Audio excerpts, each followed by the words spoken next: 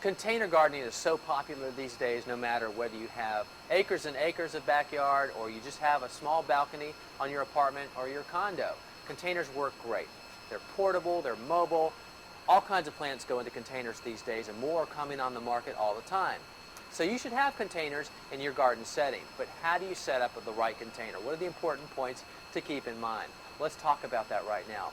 First of all, the container itself. There's so many choices on the market these days, from terracotta to just plain plastic to styrofoam that looks like terracotta.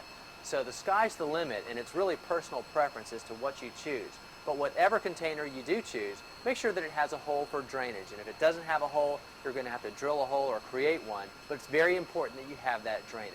So that's the first thing, the physical container itself. Then the soil that you put into the container needs to be very light and airy, and there's all kinds of soils on the market for that these days that are specifically designed for containers. Here's a contrast to what I mean. If I went out to my backyard and I just dug up soil and put it into my container, let me show you what I'm going to get in my case. And in a lot of cases, you're going to get heavy soil that just isn't going to work because it doesn't drain, and it's just going to sit in there and the roots are going to rot. That's not going to work in a container, although it would work in your backyard. So what we do is we buy that container mix, or we create it ourselves, but we're after something that's very light and airy, where you can see that it just breaks apart and it crumbles. So the water's going to go through that, and it's going to drain out the bottom, which is important for containers. Sometimes you'll see an odd-looking material in your container mix. This happens to be vermiculite. It's just there to design to provide airiness and to retain moisture. And so if you see that in there, that's what that's for, and it really makes the soil lighter. Now we're going to design our container. This happens to be a tropical theme that we're going with, so this is something that we call a thriller. We're going to add a filler, which takes up the middle space, and then we're going to add a spiller, which cascades over the side and covers up those edges. So let's do that now. There's our thriller. This is a tall plant for the center. It commands attention, and it's really usually a striking plant. Maybe the foliage itself stands out, like in this case. And now we're going to take a plant out. This is going to be our filler, and we can surround the entire plant with our fillers. And in this case, we're just going to place it in there. And if it's a tight fit, don't worry about it. These plants will adapt very nicely if the soil is light. And I'll set that in there. I'll just use one plant for each of the examples here. That's going to be our filler. And then we're going to have a spiller, which is, as I said before, going to cascade down the side. So let me bring this around and set this in place. And again, I can just really shove it in there. I can be kind of aggressive because, as I said, these roots will fill out and they'll expand and it'll adapt very nicely.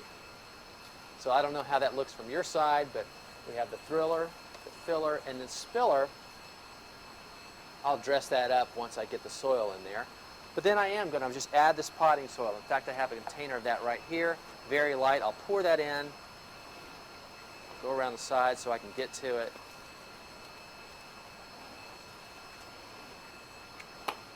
And then don't be afraid to fill it right to the top, because this soil is going to settle once you water it in. So just go ahead and pour it in there. Get all the air pockets out. Push it down a little bit. And get that all filled in. And then you want to water it in. I've got some water here. Just add a little bit of water there to make sure everything settles, and you want to get the air pockets out. I'll give that a good drink later. And that's essentially how you start your container. You want to make sure that you pick a container that works for you, that it has drainage, and that you want to add a good light soil so the water flows through. And then you want to keep it irrigated. One thing you need to keep in mind about containers, they tend to dry out very quickly, and you might need to water it once or even twice a day. But it's very important that you keep those containers hydrated. But if you do that, you pick a nice light soil, and you have a hole in the bottom for drainage, you should have great results. And there's all kinds of plants that work well in containers these days, from flowers to shrubs to even fruits and vegetables.